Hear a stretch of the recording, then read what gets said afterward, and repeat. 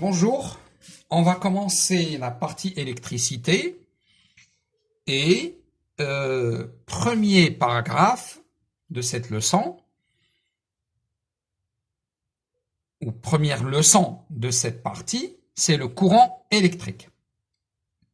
Et le premier paragraphe, c'est les types ou sortes d'électricité. Alors, nous savons que les atomes sont faits de noyaux qui sont positifs, autour desquels il y a des électrons négatifs qui tournent. Eh bien, quand vous prenez par exemple un stylo comme celui-ci et que vous le frottez contre vos cheveux, eh bien vous constatez que il peut attirer les petits bouts de papier. Donc, ce phénomène s'appelle l'électrisation. Donc, on dit que nous avons électrisé la matière. Alors, dans l'histoire, si vous voulez, on a découvert qu'il y avait deux sortes d'électricité.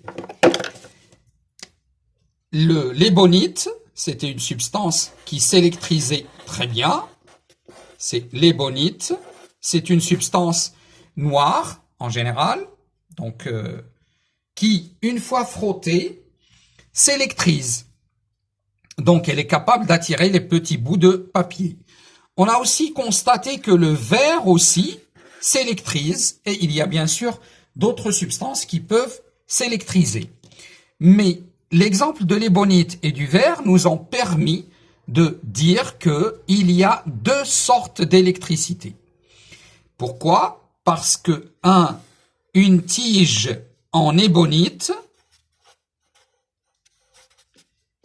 frottée et une tige en verre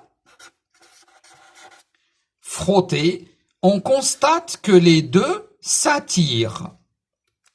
Alors que si vous prenez deux tiges d'ébonite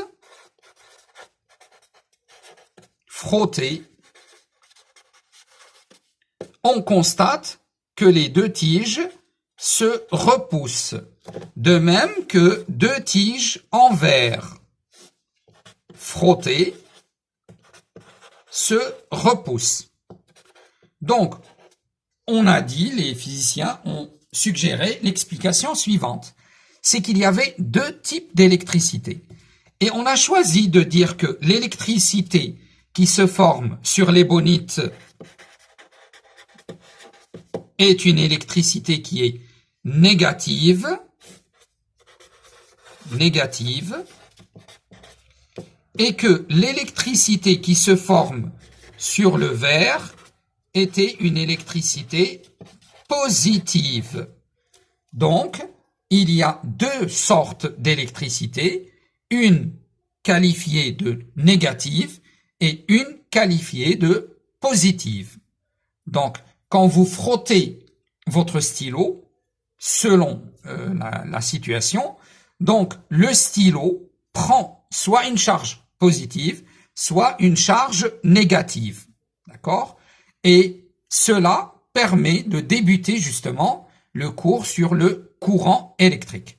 Parce que dire qu'il y a deux électricités, ça permet de dire que il y a deux types de charges électriques.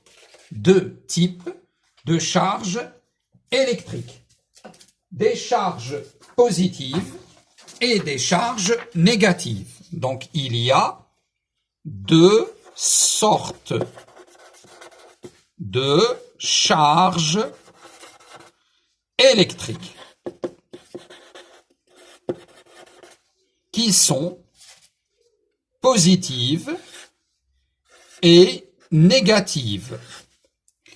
Alors, ça semble un peu bizarre que nous disions charge positive et négative, puisque nous connaissons déjà, nous savons que les protons ou les noyaux qui contiennent des protons sont positifs et les électrons sont négatifs. Mais il faut savoir que l'électrisation est un phénomène qui a été connu, qui a été étudié bien avant que les physiciens disent ou sachent que la matière est formée d'atomes et les atomes sont formés de noyaux positifs et d'électrons qui sont négatifs, et que les noyaux sont formés de protons et de neutrons. Les protons sont positifs et les neutrons sont neutres. Donc, les types de charges, les sortes de charges, c'était le début de l'électricité. Et donc, il faut garder en tête qu'il y a deux types. Et en fait, les deux types sont les charges positives sont les charges dues au noyau et les charges négatives sont justement les charges dues aux électrons. Donc, nous savons que ça, c'est dû au noyau et ça, c'est dû aux électrons. Donc, lors d'un phénomène d'électrisation, ce sont les électrons qui se trouvent à l'extérieur de l'atome qui sont soit gagnés, soit perdus. Donc, les bonites, par exemple, les bonites qui se chargent négativement, eh bien, on dit que l'ébonite a gagné. Il gagne des électrons. Maintenant, le verre qui porte une charge positive, eh bien forcément, il perd des électrons. Donc, le phénomène d'électrisation a pour explication le fait de dire que un corps frotté, il va soit gagner des électrons et donc devenir chargé négativement, soit perdre des électrons et devenir chargé positivement.